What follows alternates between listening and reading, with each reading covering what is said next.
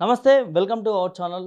నేడు రాష్ట్రంలో నిరుద్యోగ యువతకి ఇస్తానన్నటువంటి హామీలు ఇప్పటివరకు కూడా ప్రభుత్వం దీనిపైన ఎలాంటి స్పష్టత తీసుకురాలేదు. ఏదైతే ఇవాళ మనం ఇక్కడ చూస్తూ ఉన్నామో బక్కా జడ్సన్ గారు నిరుద్యోగులకు ఇస్తానన్నటువంటి హామీలపైన ఆమరణ నిరాహార దీక్ష చేస్తూ ఉన్నాడు. ఇంతకుముందు వరకు కూడా ధర్నాలు చేసిర్రు.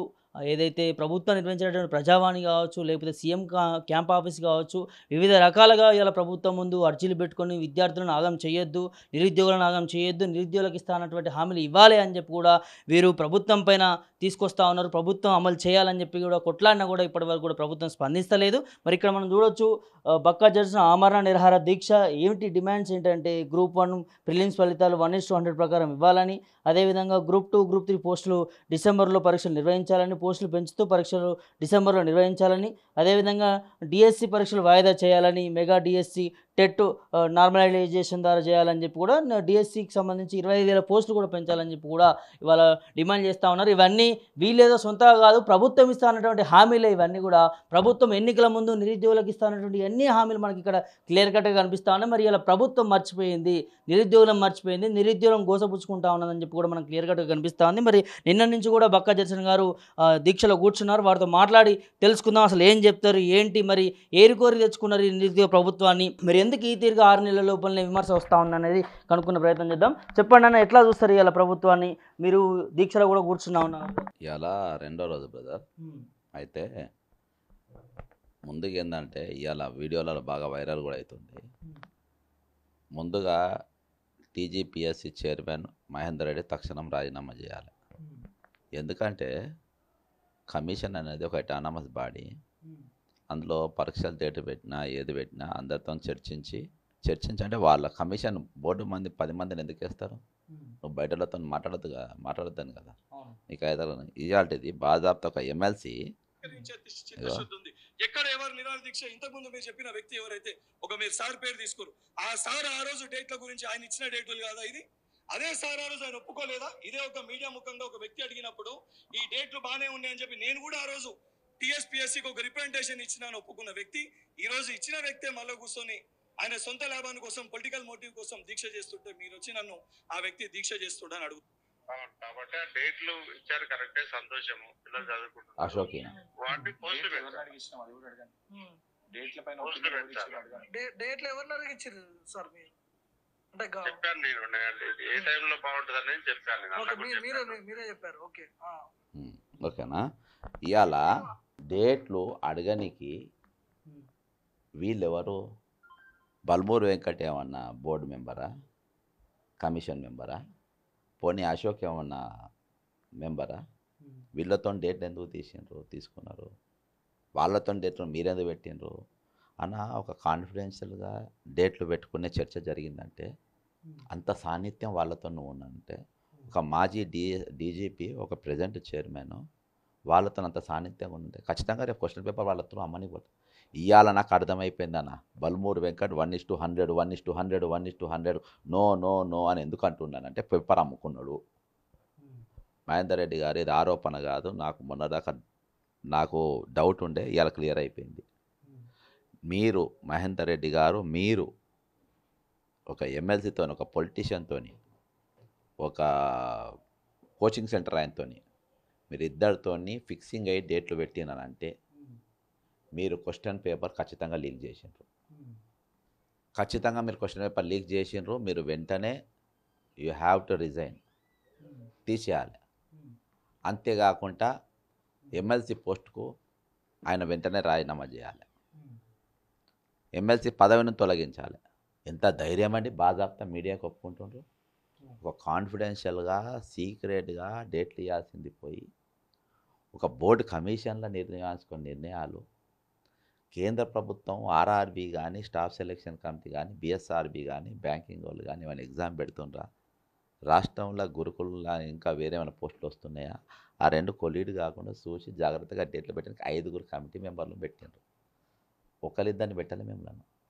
మీ అందరూ అలా ఐఏఎస్ వివిధ శాఖలను పెట్టుకుంటారు. అసోంటి నువ్వు వాళ్ళందరిని వదిలేసి మహేందర్ రెడ్డి గారు మాజీ director general of police, intelligence chief పనిచేసినటువంటి వ్యక్తి, ఒక ఇద్దరు మనుషులతోని ఎవరైతే ఒక పొలిటీషియన్తో, ఒక కోచింగ్ సెంటర్ నడిపేటోనితో మీరు డేట్లు మాట్లాడినారంటే అశోక్ మొన్నటిదాకా కూడా 1:100 అని చాలా రోజులు మాట్లాడలే.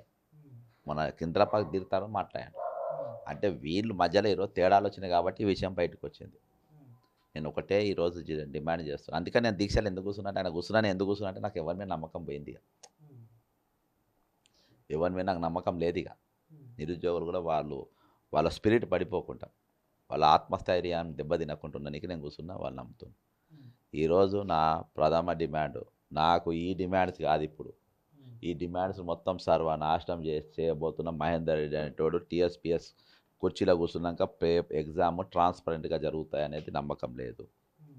ఎందుకంటే ప్రభుత్వం ఇవాళ దాకా రాగానే గత చైర్మన్ పీరియడ్లో పేపర్ లీక్ అయింది, వాళ్ళపైన ఇవాళ దాకా ఈ ప్రభుత్వం వచ్చింది. మరి అప్పుడు తప్పు జరిగినప్పుడు మరి ఇవాళ దాకా మీరు చర్యలు ఎందుకు తీసుకోలేదు? ఇవాళకి అదే స్టాఫ్ని ఎందుకు కొనసాగిస్తున్నారు? ఇవాళ దానికి సాక్ష్యం, దీనికైతే సాక్ష్యం దొరికింది కదా. మహేందర్ రెడ్డి మీతో మాట్లాడినని ఒక ఎమ్మెల్సీ చెప్పింది కదా, బాధ్యతాయుతమైన మెంబర్ ఆఫ్ ఎవరైతే రేవంత్ రెడ్డి గారు చర్చలు జరపమని పంపిండ్రు, ఆయన్నే పంపారు కదా. గౌరవనీయుల ముఖ్యమంత్రి గారు దయచేసి మీరు ఏ గ్రూప్ ఎగ్జామ్ పెట్టకండి, ఇక 100% నమ్మకం లేదు. ఇక మీరు ఈ బోర్డు మార్చండి, ఇమీడియట్గా బోర్డు మార్చి ఈ డిమాండ్స్ ప్రకారం ఈ డిమాండ్స్ మొత్తం ఫుల్ఫిల్ చేయాలి. లేకుంటే అరే 1:50 ప్రభుత్వం 1:100 1:100 అని అంత మేము మొత్తుకుంటున్నా కానీ వాళ్ళు నో అని అంటున్నాను. ఎందుకనంటే పేపర్ అమ్మేసిండ్రు, డౌట్ ఉండే. 1000% అమ్మేసి అంతే. అందుకనే ఇస్తలేరు. ఎందుకు చెప్పన్నా, 1:50 100 వల్ల నష్టం ఏమున్నది? ఒక 50 మందికి క్వశ్చన్ పేపర్లు ఎక్కువ ఇస్తారు, షీట్లు ఎక్కువ, దానివల్ల పైసలు కడతారు, వాళ్ళు పరీక్షలు రాస్తారు, అంతే. దానివల్ల మీకు నష్టం ఏంటి? అమ్ముకున్నప్పుడే డౌట్ అన్న. ఒక ఇలా సాక్ష్యం దొరికిపోయింది అన్న. ఇవాళ నా 2వ రోజు దీక్ష, నాకు ఫుల్ బలం వచ్చింది, లేచే సవాలే లేదు. ఇక ఎట్లెట్లా డిమాండ్స్ ఫుల్ఫిల్ కావని నేను బి చూస్తా. అంటే పేపర్ అమ్ముడు ఏందని మీరు స్టేట్మెంట్ ఇచ్చేస్తా ఉన్నారు. నిజంగా ఫస్ట్సారి అదే జరిగింది, ఇప్పుడు రెండోసారి కూడా అమ్ముడు పోబోతా ఉందా? దీనికి ఎవరు ఉండొచ్చు అని ఉంటుంది బ్రదర్? నీట్గా బ్రదర్, నేను అందుకనే నేను పదే నేను వినిపించింది ఏంటనంటే, మీరు పదే ఎందుకు వినిపిస్తున్నానంటే మళ్ళోసారి కూడా వినిపించండి. టీజీపీఎస్సీ చైర్మన్ ఇది ఎటానమస్ బాడీ, అర్థమైందా? ఒక ఎటానమస్ బాడీ, ఆయన ఒక ఎటానమస్ బాడీకి సంబంధించిన వ్యక్తి. చిత్తశుద్ధి ఉంది. ఎక్కడ ఎవరు నిరాహార దీక్ష, ఇంతకుముందు మీరు చెప్పిన వ్యక్తి ఎవరైతే మీరు సార్ పేరు తీసుకోరు, ఆ సార్ ఆ రోజు డేట్ల గురించి ఆయన ఇచ్చిన డేట్లు కాదా ఇది? అదే సార్ ఆ రోజు ఆయన ఒప్పుకోలేదా? ఇదే ఒక మీడియా ముఖంగా ఒక వ్యక్తి అడిగినప్పుడు ఈ డేట్లు బాగానే ఉన్నాయని చెప్పి నేను కూడా ఆ రోజు టీఎస్పీఎస్సీకి ఒక రిప్రజెంటేషన్ ఇచ్చినాను, ఒప్పుకున్న వ్యక్తి ఈ రోజు ఇచ్చిన వ్యక్తే మళ్ళీ కూర్చొని ఆయన సొంత లాభాన్ని కోసం పొలిటికల్. అర్థమైందా? ఇవాళ వీళ్ళతో మీరు మాట్లాడే డేట్లు ఇచ్చినట్టుగా మీరు ఎట్లుంటారు చెప్పండి? ఒక డేట్ల గురించి ఒక కోచింగ్ సెంటర్ ఆయన ఎట్లా ఇన్వాల్వ్ చేస్తారు? అంటే కోచింగ్ సెంటర్ ఆయనతో పేపర్ అమ్ముతుందా? మీరు 46 జీవోలను గొంతు కోసిండ్రు, వీళ్ళే గొంతు కోసింది. నేను మొరో అని అంటే పోయి వాళ్ళ దగ్గర పోయి ఇలా సంఖ నాకిపోయిన రాదు. వాళ్ళందరికీ ఆర్డర్ కాపీలు ఇప్పించింది కూడా వీళ్ళే. వీళ్ళ దగ్గరికి ఇవాళ కూడా తిరుగుతున్నారు 46 జీవోలు. వాళ్ళ దగ్గర ఉండిప్పించి పోస్టింగ్లు ఇప్పించింది. ఇవాళ గ్రూప్ 1 సేమ్ అదే పరిస్థితిలో వాళ్ళు చేస్తున్నారు.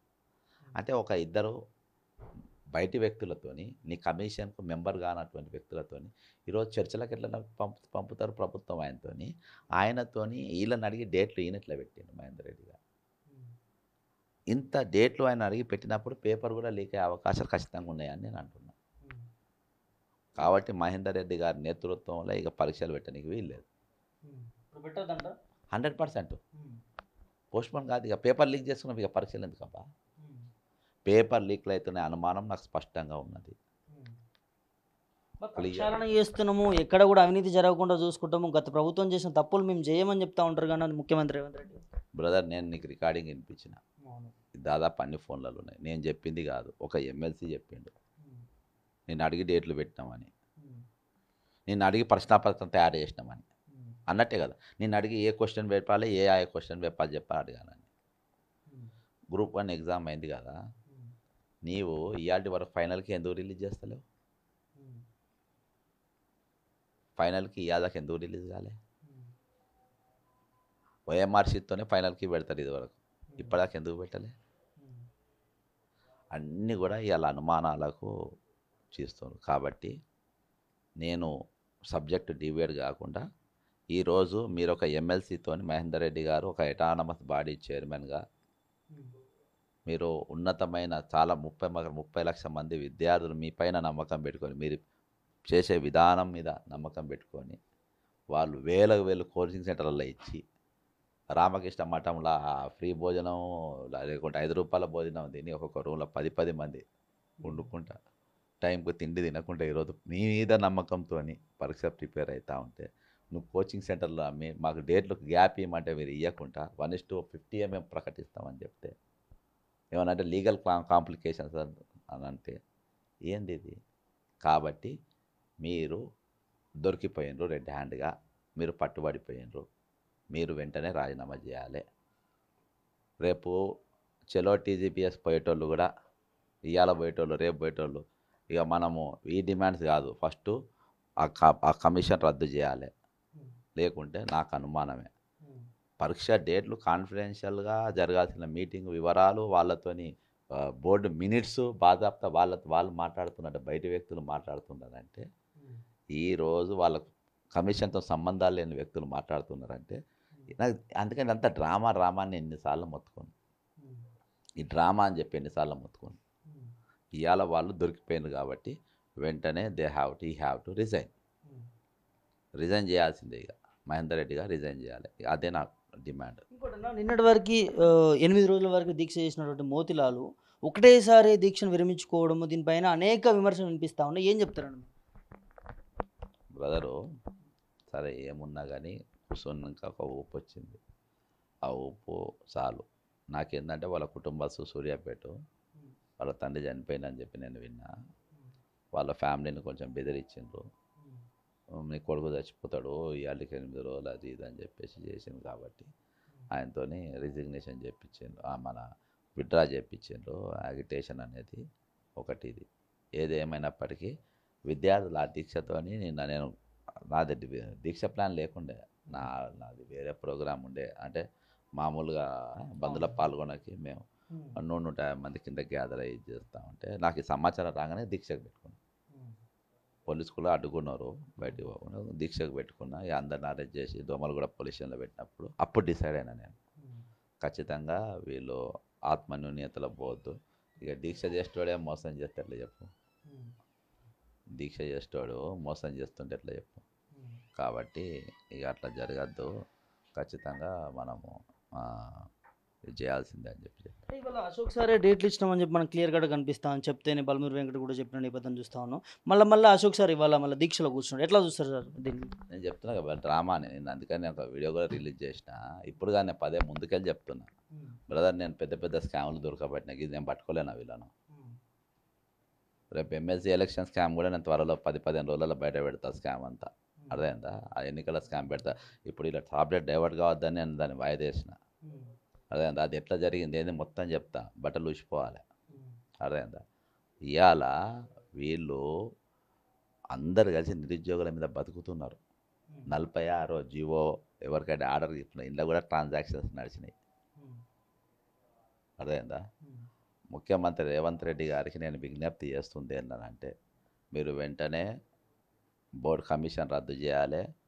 ప్లస్ ఇమీడియట్గా మీరు నా మీద క్రమశిక్షణ యాక్ట్ కాదు, ఇవాళ మీడియా ముందు ఒప్పుకున్నాడు, మీడియా ముందు వీడియో ముందు ఒప్పుకున్నాడు.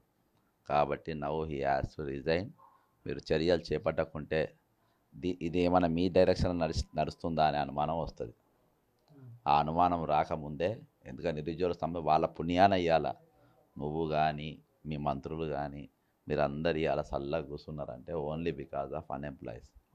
కాబట్టి మీరు ఇక ఎటు పోకుండా మీరు వెంటనే బోర్డు రద్దు చేసేసేయాలి, ఇమ్మీడియట్గా చేయాలి. తర్వాత ఈ డిమాండ్స్ మీరు ఫుల్ఫిల్ చేయాలి. కానీ ఇప్పుడు క్వశ్చన్ పేపర్ లీక్ కాలేదు అని మీరు చెప్పినా నమ్మే పరిస్థితి లేదు. పేపర్ ఇక అవసరం లేదు, ఇక రిజల్ట్ అవసరం లేదు, ఇక నమ్మకం లేదు, నమ్మకం లేదు. ఇప్పుడు వాళ్ళు 1:50 మన ఒక బ్యాచ్ తిప్పుతుందంటే వాళ్ళకి కొంతమంది పేపర్ ఇవ్వచ్చు. కొంతమంది బ్రదర్ నా దగ్గర 85 మార్కులు వచ్చిన పిల్లలు ఉన్నారు. 1:10 పెట్టినా వాళ్ళకి వస్తుంది, అయినా కానీ వాళ్ళు 1:100 అడుగుతుంటారు. ఖచ్చితంగా 1:50 అని అంటే ఏదో మామూలు జరిగింది. అది బల్మూరు వెంకట్ అంత ఇంట్రెస్ట్గా పట్టుకున్నంటే నాకేసినట్టే. ఇవన్నీ ఏం కేసులు 420 కేసులు కాదు బ్రదర్ ఇది. కాబట్టి ఇవాళ దొరికిపోయింది, ఇక ఛాన్స్ లేదు. ఇప్పుడు మన ఫోకస్ అంతా mister Ashok and mister Balmoor Venkat, Mahender Reddy, వీళ్ళ మీద మన ఫోకస్ ఉండాలి. వీళ్ళకు కమిషన్కు సంబంధాలు లేకుండా బయటకు తీయాలి. నిస్వార్థమైన చిత్తశుద్ధి గలటువంటి వ్యక్తిని తీసుకొని వచ్చి టీజీపీఎస్సీ చైర్మన్గా అక్కడ కూర్చోబెట్టాలి. కాబట్టి అది మా డిమాండు. వెంటనే మాత్రము ఈ ముగ్గురి పైన మాత్రం ఖచ్చితంగా యాక్షన్ తీసుకోవాలి. వాళ్ళు ఎట్లా ఇచ్చిండ్రు, వీళ్ళు ఎట్లా సలహా అడిగారు. జీవితాలతో ఆడుకుంటున్నారు బ్రదర్, జీవితాలతో ఆడుకుంటున్నారు. మొన్న సంగీత ఈ డేట్లు తట్టుకోలేక సంగీత అనే అమ్మాయి చనిపోతే మీడియాకు రాకుండా చేసిండ్రు. బాధతో లెటర్ రాసి చచ్చిపోయింది ఆమె, నా ఆత్మహత్యకు ఒత్తిడి కారణమని. ఇంత మొండిగా ఎందుకు పోతున్నానంటే ఇవాళ రియల్ నాకు ఇప్పుడు ఇది దొరకకుండా నాకు కూడా అంత ఆయుధం లేకుండే. ఇప్పుడు వాళ్ళు రికార్డింగ్లో దొరికిండ్రు, ఈ ఎట్టెట్లా చేస్తారో నేను కూడా చూస్తా. మంచిగా చేసుకుంటే గౌరవంగా ఉంటుంది ముఖ్యమంత్రి. నేను ఆ దీక్ష అస్సలు సవాలే లేదు బ్రదర్. నేను చచ్చినా పర్వాలే, అర్థమైందా? నేను చచ్చినా పర్వాలే. రేపు నా సాగును వీళ్ళే మొయ్యాలి. కాంగ్రెస్ పార్టీ ఆల్రెడీ నాకు అన్యాయం చేసిందని అపవాది మోస్తుండ్రు. గెలవనికి ఇగో ఎవడి పాలయ్యారో తెలంగాణ అని 100 కేసులు గత ప్రభుత్వం, మొత్తం 179 కేసులు నేను సంవత్సరంలో వేసిన కేసులు. వీటి వల్ల ఈరోజు అర్థమైందా అన్ని కొట్లాడి అపవాది చేస్తాం. రేపు వీళ్ళు నిరుద్యోగుల మోసం చేసిండ్రు, పేపర్లు అమ్ముకునే వ్యక్తులను పెట్టిండ్రు, ప్రైవేట్ వ్యక్తులతో డేట్లు పెట్టిండ్రు. దాని మీద నిరసనగా బక్క చేయడం పోరాడకుండా చచ్చిపోయిండు. కాబట్టి అది జీవితాంతం వేయాల్సి వస్తుంది కాంగ్రెస్. అది బ్రదర్ సవ్వాలే లేదు. నేను అర్థమైందా, నేను ఇవాళ నేను కాంగ్రెస్ పార్టీ మళ్ళీ తీసుకొని ఎవరికో ఉత్తరం రాయాలో మెసేజ్ కూడా పెట్టలే. అట్లానే వేరే పార్టీలో కూడా జాయిన్ కాలే. నాకు ఉన్నదాన్ని సంతృప్తిగా ఉంటా, కదరుతో బతుకుతాం. మేము ఇంట్లో ఒకసారి మాట ఇచ్చిన అంతే. ఇక అంటే ఇదంతా దేనికోసం మన ఒకవైపు ఏమో అధికార పార్టీ కొంతమంది కాంగ్రెస్ నేతలు బక్కర్ చేసిన కాంగ్రెస్ పార్టీ పైన పగబట్టి నిరుద్యోగులు మా పైన ఉసగలుపుతా ఉన్నారని చెప్పి కొంతమంది నేతలు చెప్తా ఉన్నారు. దేనికోసం? అవును, బల్మూర్ కంత మీద తుపాకీ పెట్టి నేనే మాట్లాడిచ్చిన, డేట్లు నేనే పెట్టమని చెప్పిన, నువ్వు చెప్పమని చెప్పేసి మహేందర్ రెడ్డి నేనే బెదిరించిన. అసలు మీరు దొంగతనాలు మీరే ఒప్పుకుంటారు కదా, మీ దొంగతనాలు మీరే ఒప్పుకుంటారు కదా. నేను ఎప్పుడో చెప్పిన కాంగ్రెస్ పార్టీ ఐడియాలజీ నేను మోస్తా, కానీ కాంగ్రెస్ పార్టీలో ఉన్న దొంగతనాలు చేసి దొంగల మొయ్యమంటే నేను మొయ్యనన్నా. అందుకని నేను ముఖ్యమంత్రి అయినా కానీ రేవంత్ ముఖ్యమంత్రి ఎవరిని కలవాడు భయ్, అందరు పోయి కలుస్తాను. నేను కలవనన్న రేవంత్ రావు నన్ను గుర్తుపట్టాడా? నేను ఎవడో తెలియదా? 5 నిమిషాలు నా కాంప్రమైజ్ పని, 5 నిమిషాలు 5 మినిట్స్లా. అదేందా నాకు ఇక్కడ ఎవరైతే దోపిడీకి గురవుతున్న ప్రజల తరపున నిలబడడం వాళ్ళు నాకు ముఖ్యం. వరంగల్ జిల్లాకి వెళ్ళి వచ్చిన బిడ్డగా నేను ఎవరెవరి పరిస్థితి ఎట్లుంటే నేను చూసినా కాబట్టి నాకు తెలుసు. కాబట్టి కాంప్రమైజ్ లేదు, దీక్ష కొనసాగుతుంది. తాడో పేడో కూడా కాదు, దొరికిపోయినట్టు నాకు గవర్నమెంటు తెలంగాణ పబ్లిక్ సర్వీస్ కమిషన్లో దొరికిపోయినారు. ఇక తప్పించుకునే ఛాన్స్ లేదు. వాళ్ళు ఖచ్చితంగా రిజైన్ చేయాల్సిందే. ఇక ఏం లేదు సార్, ఇప్పుడు నిరుద్యోగులు కావచ్చు, లేకపోతే మీ పక్క నిలబడే యువతకు కావచ్చు, ఓవరాల్గా ఏం లేదు, మీరు అప్రమత్తంగా ఉండేది, మీ చదువులు మీరు చదువుకోండి, ఇది మేము చూసుకుంటాం. ఇక మీరు ఎక్కువ బయట ఎండ్లో కానీ ఎక్కువ మీరు యాజిటేషన్స్లలో ఎక్కువ పాల్గొనకుండా మీరు చదువుకోండి. ఇది ఖచ్చితంగా నా మీద మీ నమ్మకం ఉంటే ఇప్పుడు నేను ఫస్ట్కి వెళ్ళి డే 1కి వెళ్ళి చెప్పిన, అశోక్ సంగతి చెప్పిన, బల్మూర్ సంగతి మీకు చెప్పిన, ఇద్దరు ఒకటి డ్రామా ఇలా బయటపడ్డది. కాబట్టి వాళ్ళందరూ మీ జీవితాలతో ఆడుకుంటున్నారు. మీ ఓటు చీల్చెప్పరు, మిమ్మల్ని పోలింగ్ ఏజెంట్గా వాడుకున్నారు, కౌంటింగ్ ఏజెంట్గా వాడుకున్నారు, ప్రచార కార్యకర్తలు లెక్క వాడుకున్నారు. కాంగ్రెస్ పార్టీ ప్రచారాన్ని కూడా వాళ్ళు బస్సు యాత్ర చేసి వాడుకున్నారు. ఈరోజు ఎంత పాపం దాక్తుందండి. కాబట్టి మీరు అప్రమత్తంగా ఉండాలి, వివేకంతో ఉండాలి. అది కూడా మీకు ఒక పార్ట్ ఆఫ్ లైఫ్.